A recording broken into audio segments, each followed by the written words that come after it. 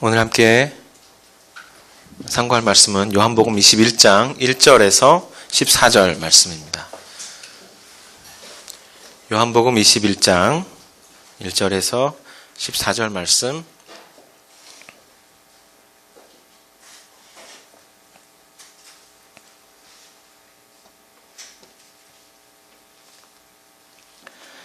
요한복음 마지막 장 21장 1절에서 14절 말씀, 제가 가진 성경 신약성경 184면 185면입니다. 찾으신 줄 알고 함께 합독하도록 하겠습니다. 그 후에 예수께서 디베랴 호수에서 또 제자들에게 자기를 나타내셨으니 나타내신 일은 이러하니라.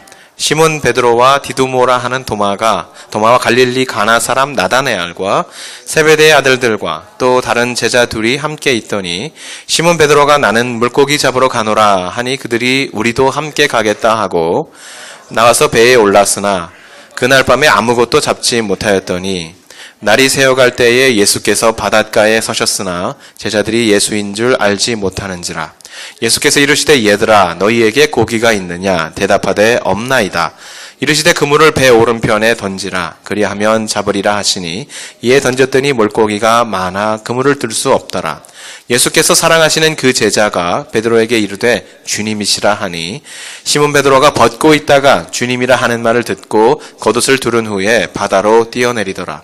다른 제자들은 육지에서 거리가 불과 한 50칸쯤 되므로 작은 배를 타고 물고기 든 그물을 끌고 와서 육지에 올라보니 숯불이 있는데 그 위에 생선이 놓였고 떡도 있더라.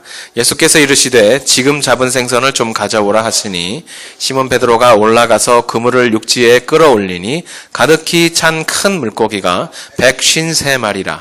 이같이 많으나 그물이 찢어지지 아니하였더라. 예수께서 이르시되 와서 조반을 먹으라 하시니 제자들이 주님이신 줄 아는 거로 당신이 누구냐 감히 묻는 자가 없더라. 예수께서 가셔서 떡을 가져다가 그들에게 주시고 생선도 그와 같이 하시니라.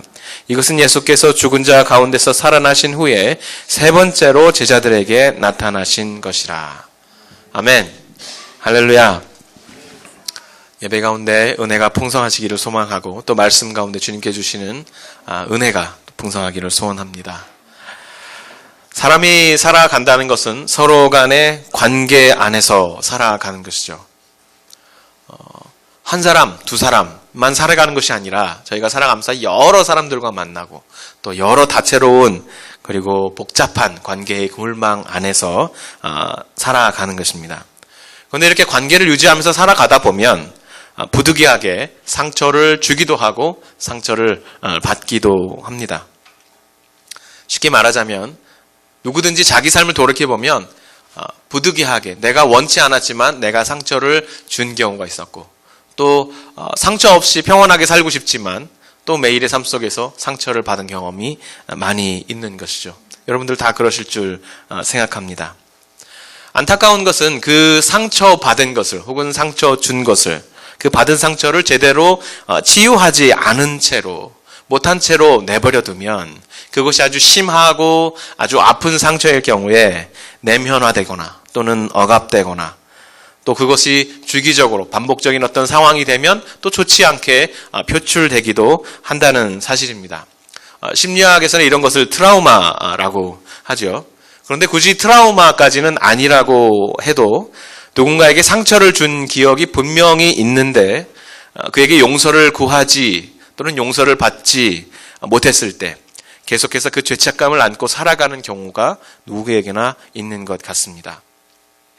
저에게도 그런 일이 있습니다. 한 번은 저희가 이제 대학에 이제 재학 중일 때였던 것 같습니다. 한 친구와 가깝게 지냈습니다.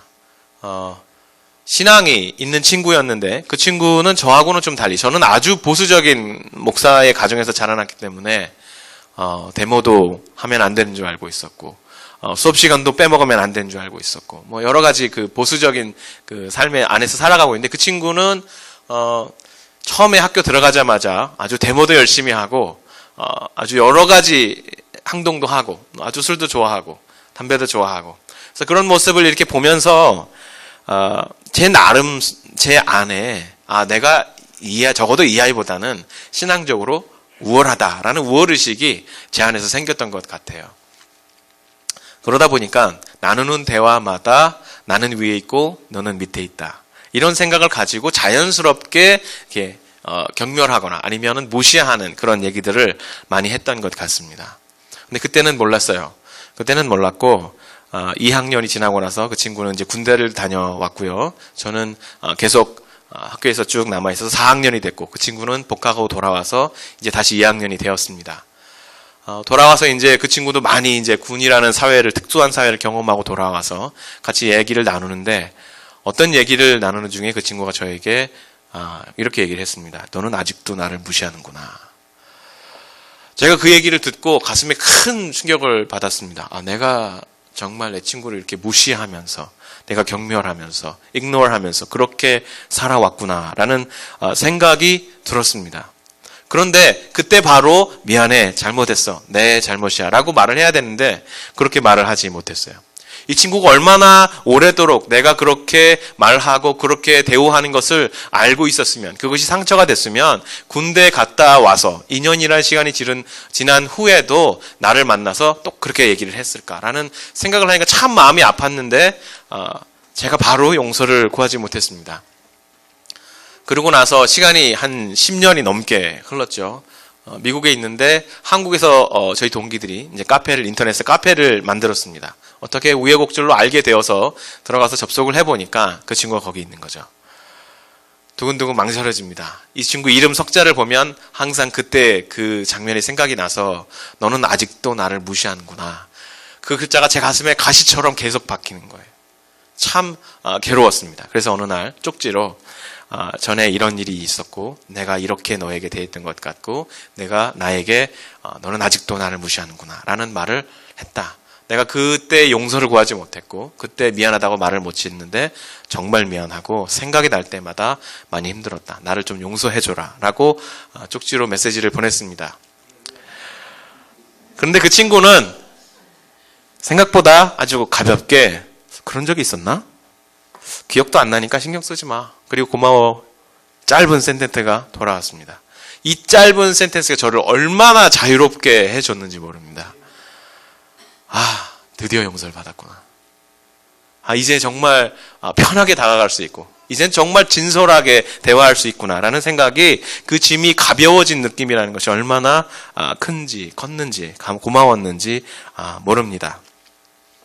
이렇게 우리 가운데 어떤 누군가에게 상처를 주고 내가 잘못했다라는 인식이 있을 때 바로 죄책감이 오고 바로 어떤 때는 성령의 책망이 오고 바로 아픔이 오지만 우리가 바로 용서를 구하지 못하는, 그 자리에서 바로 용서를 구하면 되는데 그렇지 못하는, 이것을 발효시키는 우리 안에서 이게 악취가 날 때까지 내버려두는, 그리고 잊어버렸다가 나중에 또 이것이 생각나고 고통이 되는 그런 우리의 삶의 모습이 아주 자주 발견되는 것 같습니다.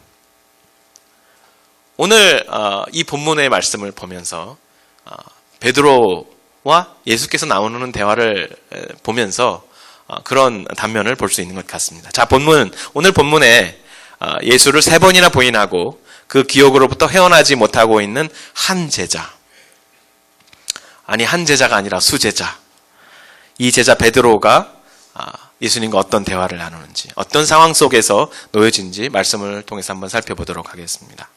베드로가 배에서 그물을 던지고 있습니다.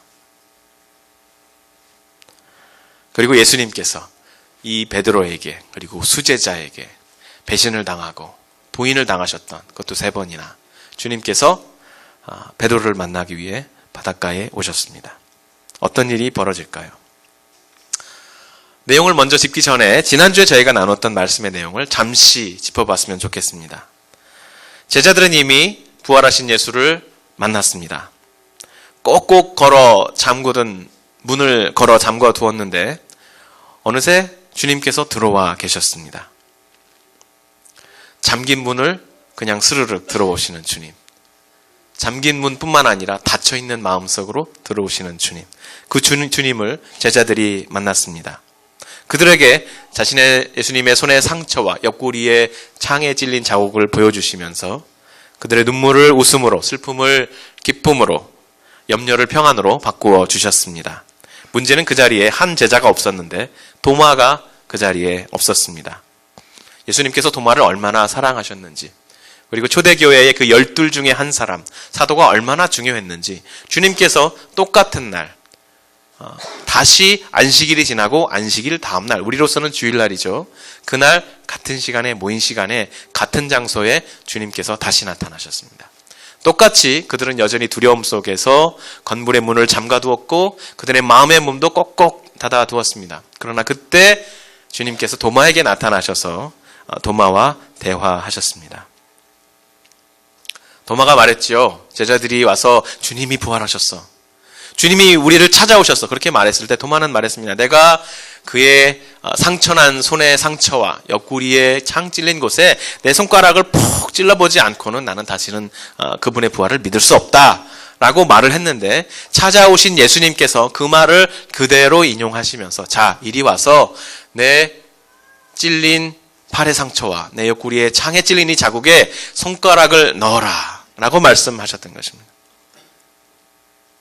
의심과 두려움과 절망 속에서 내뱉었던 모든 주님의 백성들, 주님의 제자들의 독백을 주님께서 계시지 않은 것 같지만 다 듣고 계셨고 함께 계셨다는 그 증거를 보여주시면서 꽁꽁 닫혀있던, 의심으로 닫혀있던 도마의 마음을 풀어서 자유를 허락해 주셨습니다. 믿음을 허락해 주셨습니다.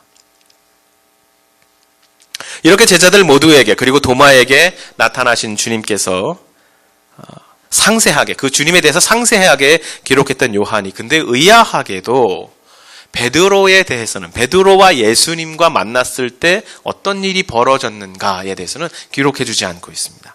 분명히 요한은 베드로가 예수님을 부인했던 3번을 부인했던 장면을 아주 상세하게 기록해 주었는데 그가 어떻게 회복했는지를 말해주지 않고 있어요.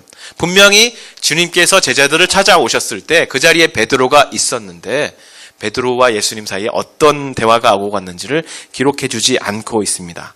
그런 그대로 20장 30절과 31절의 말씀을 보니까 마치 이제 편지를 마무리하려고 하는 듯이 갈무리를 하고 있는 것이죠.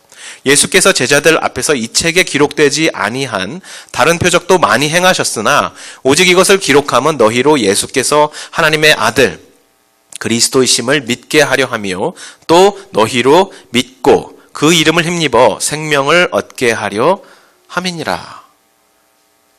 그래서 대다수의 주석가들은 요한복음 20장까지가 원래 오리지널리 처음에 쓰여졌을 때의 결론이었다 이렇게 말씀해주고 있어요. 그리고 후에 요한 사도가 목회적인 필요에 의해서 한 장을 더 써서 거기다 덧붙여서 보냈는데 그 부분이 바로 21장이었다. 그렇다면 왜 요한이 21장을 이미 결론을 맺고 마무리했던, 갈무리를 지었던 편지에 또다시 한 장을 더 써서 넣어야만 했을까? 라는 생각을 우리가 해보지 않을 수 없습니다. 아마도 사도 요한은 예루살렘 교회의 지도자인 베드로가 예수께서 부활하신 후에 그가 어떻게 수제자로, 어떻게 대표 사도로 확고히 회복되고 세워졌는지를 분명히 할 필요가 있었다고 목회적으로 느꼈던 것 같습니다. 12 제자 중 한 사람이었던 도마를 잃지 않기 위해서 그에게 찾아오셨던 주님께서 12 제자 중 수제자였던 베드로를 잃지 않기 위해서 그에게도 찾아가신 사건의 전말을 반드시 기록해야 한다고 그 필요성을 요한이 느꼈던 것입니다. 그래서 오늘 말씀은 예수께서 갈릴리에서 제자들에게 나타나신 사건이 부활하신 후에 그에게 3번째 나타나신 사건이라고 기록해주고 있는데 이 3번째 나타나신 사건에 대해서 상세히 기록해주고 있는 것입니다. 첫 번째 제자들에게 나타나서 그들에게 위로와 평안을 주셨던 주님께서 그 자리에 없던 도마에게 2번째 나타나셨습니다. 2번째 나타나셔서 그 다친 마음을 녹이시고 위로와 평안을 주신 주님, 그리고 그 입술로부터 나의 하나님, 나의 주님이시여 라는 신앙 고백을 두신 주님께서 이제 3번째 베드로에게 다시 나타나셔야만 했다고 오늘 본문이 우리에게 말씀해주고 있는 것입니다. 오늘 본문 21장 1절에 보면은 예수께서 그물을 던지고 있는 제자들에게 나타나신 사건을 그분의 주도적이고 의도적인 찾아오심이었다고 분명하게 말해주고 있습니다. 그 후에 예수께서 디베랴 호수에서 또 제자들에게 자기를 나타내셨으니, 그저 우연히 지나가다 만난 것이 아니라 주님께서 갈릴리로 가 있는 제자들에게 또 다시 세 번째로 그들에게 자기를 드러내셨다. 주도적으로 자기 의도에 따라서 그들을 만나셨다라고 말씀하고 있는 것입니다. 자기를 드러내려고 절망과 두려움에 빠진 자기 사람들을 만나주시려고 결심하고 행동에 옮기시면 아무리 두꺼운 건물의 벽도, 그리고 그보다 더 견고해서 열리지 않는 사람의 마음의 벽도 막지 못하는 그 주님께서 지금 12제자의 리더인 베드로에게 찾아오신 것입니다. 자, 그럼 예수께서 자기를 부인하고 방황하며 겉돌고 있는 베드로에게 어떻게 다가가실까요? 요한복음에서는 예수께서 베드로를 부르실 때 그 유명한 사람을 낚는 어부가 되게 하겠다라는 말씀을 하지 않고 있습니다. 1장 42절을 보면 동생 안드레에게 이끌려온 베드로에게 말씀하시기를, 내가 지금은 요한의 아들 시몬이지만 장차 게바라고 부를 것이다. 게바는 아람어인데 이것을 그리스어로, 헬라어로 바꾸면 베드로다, 이렇게 이제 기록을 해놓았죠. 바위. 내가 지금은 요한의 아들 시몬, 요한이라는 아버지의 아들 시몬이라고 부름을 받고 있고, 어려서부터 그렇게 불리웠지만 이제부터는 내가 새로운 이름을 줄 것이고 장차 새로운 이름을 그 이름에 합당한 사역을 하게 될 것인데, 그것이 무엇이냐? 바로 게바, 베드로, 바위다. 내가 너의 그 믿음의 반석 위에 교회를 세울 것이다. 내가 흔들리지 않는 내 믿음 위에 교회를 세울 것이다. 그렇게 말씀해주고 있는 것입니다. 그런데 오늘 본문 15절 이하에 보니까 여전히 예수께서 베드로를 요한의 아들 시몬아 이렇게 부르고 있는 것입니다. 요한의 아들 시몬이 게바, 베드로가 되기 위해서 오늘의 만남이 반드시 필요했다는 것입니다. 여전히 요한의 아들 시몬인 베드로. 이미 사도 요한은 예수님께서 베드로를 만나주시고 그 이후에 교회의 기둥이 되어 있는, 사도가 되어 있는 베드로를 바라보면서 편지를 쓰고 있기 때문에 베드로다라고 이름을 써서 부르고 있지만, 예수님께서 만났을 그 당시 예수님께서는 여전히 그를 요한의 아들 시몬아 라고 부르고 있는 것입니다. 그가 베드로가 되어야 하는 것입니다. 내가 너를 베드로가 되게 하겠다. 내가 너를 사도, 교회의 신앙적인 초석이 되게 하겠고, 그 처음에 내가 너에게 주었던 그 이름대로 너를 변화시킬 것이다. 내가 너를 교회의 12사도의 대표자로 다시 세울 것이다 라고 말씀해주고 있는 것입니다. 그래서 오늘 주님께서는 베드로를 만나 주셔야만 했습니다. 예루살렘에서 부활하신 주님을 만났지만 베드로가 둘러보니 세상은 하나도 변한 게 없습니다. 주님은 죽음을 이기고 다시 살아나셨는데 세상은 여전히 회개하지 않고 있습니다. 그 주님을 배신했던 자기 자신도 그분 앞에 나갈 자신이 없습니다. 예수의 시체를 훔쳐간 제자들을 찾는 군인들이 활개를 치고 있습니다. 제자들에게 예수의 시체를 훔쳐갔다라는 죄목을 씌우고 그들을 지금 찾으려고 활개를 치고 있는 것이죠. 그래서 베드로는 제자들이 모두 모인 그 자리에서 나는 이제 예루살렘을 떠나서 갈릴리로 가겠다. 그리고 거기서 고깃배를 다시 타겠다 라고 선언을 한 것입니다. 그의 이 말에 어부 출신들이었던 다른 제자들이 함께 그를 따르기로 했습니다. 비록 3년간 그물을 손에 쥐지 않았지만 그들은 여전히 갈릴리의 물길과 수심을, 그리고 어류의 이동을 환히 꿰고 있는 어부들입니다. 그런데 어떤 주석가는 이렇게 말했습니다. 베드로가 물고기를 잡는 장면, 우리가 베드로가 어부이기 때문에 그는 대단한 어부일 것이다, 물길을 잘하는 어부일 것이다, 이렇게 말을 하고 있지만 실제로 성경이 물고기를 잡는 베드로의 그 장면을 보면 한 번도 베드로는 성공한 적이 없다, 그렇게 말해주고 있습니다. 어쨌든 베드로는 어부였습니다. 그리고 이번에도 그들은 한 마리의 고기도 잡지 못했습니다. 시원한 밤 시간이 다 지나고 이제 날이 점점 새어가는데도 잡은 물고기가 없고 돌아오는 것은 번번이 빈 그물 뿐입니다. 바로 그때 저기 100m가 채 떨어져 있지 않은 곳에서 예수께서 나타나셨습니다. 왠지 제자들은 부활하신 예수님을 바로 알아보지 못했습니다. 예수님과 제자들 사이에 대화가 이어집니다. 얘들아, 너희에게 고기가 있느냐? 아닙니다. 아직 잡지는 못하였습니다. 그럼 그물을 배 오른편에 한번 던져보거라. 그물을 던졌더니 그물을 들어 올릴 수 없을 만큼 많은 물고기가 잡혔습니다. 그때 사도 요한 자신이라고 생각되는 사랑하시던 그 제자, 요한이라고 생각되는 그 제자가 베드로에게 직관적으로 깨달은 것을 말해 주었습니다. 주님이시다. 이 말을 듣고 베드로가 바다로 뛰어들었습니다. 물고기에 관심이 없습니다. 주님께로 가야겠다. 헤엄을 쳐서 해변으로 가었더니 주님께서는 숯불을 피워두고 생선을 굽고 계십니다. 가까이 가서 이 숯불에 차가운 몸을 녹이려고 베드로가 다가갔습니다. 이스라엘의 온도는 밤이 되면 급격하게 온도가 떨어지기 때문에 아마 물도 많이 차가워졌을 것입니다. 그 물속을 헤엄쳐서 해변으로 갔기 때문에 몸이 젖고 약간의 아마 추위가 있었을 거예요. 그래서 그 추위를 녹이기 위해서 숯불 갓으로 다가갔을 때 무언가 베드로의 내리를 강하게 때렸을 것입니다.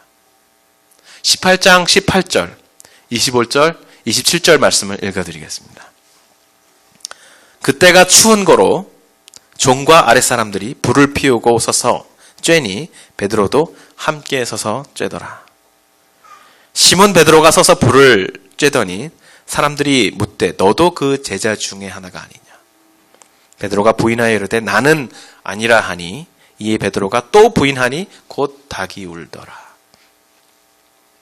주님은 알고 계셨어요. 주님께서 오셔서 베드로의 이 문제를 해결해 주지 않으면 베드로는 결코 이 문제를 해결하지 못할 것이라는 것을 알고 있었습니다.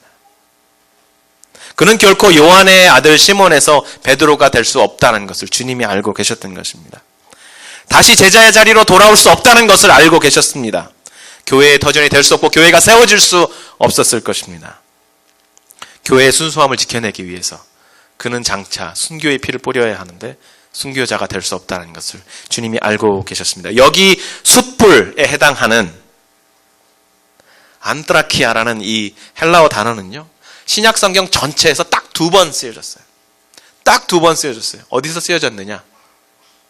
베드로가 예수님을 부인하는 그 자리에, 불을 쬐고 있던 그 자리, 불을 피웠다 할 때 그 안드라키아가 거기서 쓰였습니다. 불을 피웠는데 거기서 불을 쬐고 있다가 예수님을 3번을 부인을 했습니다. 그리고 또 한 군데 쓰여졌습니다. 어디입니까? 예수님께서 제자들을 불러두고 베드로를 불러두고 조반을 해서 먹이기 위해서 불을 피우는 이 자리, 여기에서 딱 한 번 더 쓰여졌습니다. 예수님께서 매우 어찌 보면 야속하게 이 불을 펴놓고 베드로가 오면 그때 그 순간을 떠올릴 수밖에 없는 상황을 만들어 놓고 베드로를 부르신 것입니다. 베드로가 그 불을 보면서 그 불의 냄새, crackling noise, 장작 타들어가는 냄새, 그 빛 생각하면서 그때의 예수님을 부인할 때의 그 모습을 떠올렸을 것입니다. 이 고통스러운 자리와 시간 앞으로 예수께서 지금 베드로를 데리고 가시는 것입니다. 아니, 베드로 앞에 그 치욕의 시간을 다시 재현시켜 주는 것입니다. 누가복음에 보면 베드로가 그렇게 3번 예수님을 부인했을 때 예수님께서 관저에 계시다가 베드로를 쳐다봤습니다. 베드로의 눈이 3번 부인하고 달기 울었을 때 예수님과 눈이 마주쳤습니다. 예수님이 자기가 3번 부인한 것을 알고 지금 가까이에 있는 사랑하시던 그 제자도 그때 같이 있었기 때문에 자기가 예수님을 부인한 것을 알고 모든 사람이 알고 있습니다. 그래서 예수님께 바로 다가가서 용서를 구하지 못했습니다. 그런데 주님께서 다가가지 못하고 끙끙대고 있는 베드로에게 다가와 이 아픈, 이 시린 자리를 푹 찌르는 것입니다. 고통스럽지만 그 기억에 직면하지 않으면 그는 회복될 수 없었습니다. 그저 예수님께서 부활했다는 소식이 아니라 그저 부활하신 주님께서 나타나셨는데 쭈뼛쭈뼛거리고 나가서 그분과 살갑게 안기지 못하는 그것만으로는 자신이 회복될 수 없었던 것입니다. 그는 평생 이 문제로부터 도피할 수 없었을 것입니다. 아무리 아파도 주님 앞에 우리의 고통의 기억의 순간을 내어놓고 그분의 치유와 씻어주심을 구하는 방법밖에는 없는 것입니다. 우리의 상처와 우리의 죄가 뒤엉켜 있기 때문에 그렇습니다. 성도 여러분, 지금 베드로가 마주하고 있는 분은 부활하신 예수님이십니다.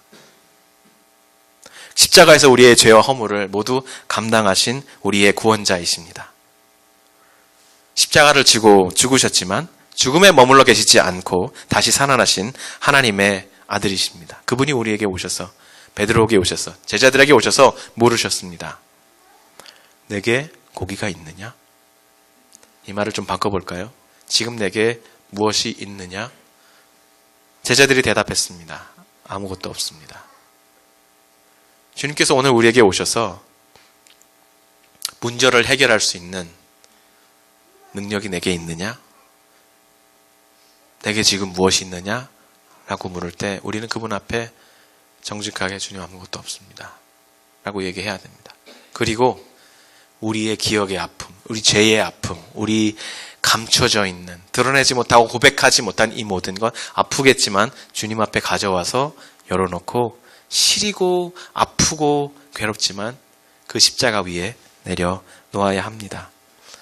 주님은 우리를 찾아오십니다.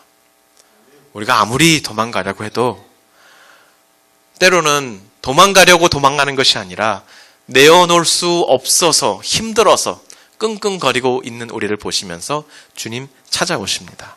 버려두지 않으십니다. 장벽을 넘어서, 건물의 벽을 넘어서 들어오실 뿐만 아니라 우리의 마음을 열고 들어오신 그분이 그저 도마에게 오셔서 마음의 문만 열고 들어오신 것이 아니라 우리 마음속에 상처와 아픔을 건들고 찔러서 그 앞에 열어놓게 하시는 것입니다. 우리의 죄의 문제를 그분 앞에 이렇게 시리도록 내어놓지 않으면 어느 누구도 예수 그리스도의 그 십자가의 구원을 누릴 수 없는 것입니다. 사랑하는 성도 여러분,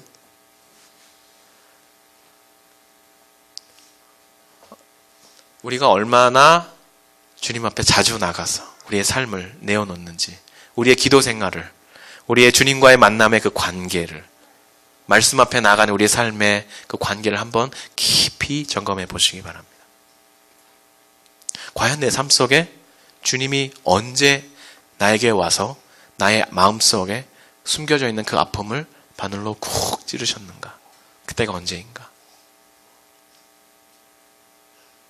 과연 나는 내 매일의 삶 속에서 그분과의 만남의 자리에 가져가서 내 삶의 모든 것을 매번 열어놓고 있는가?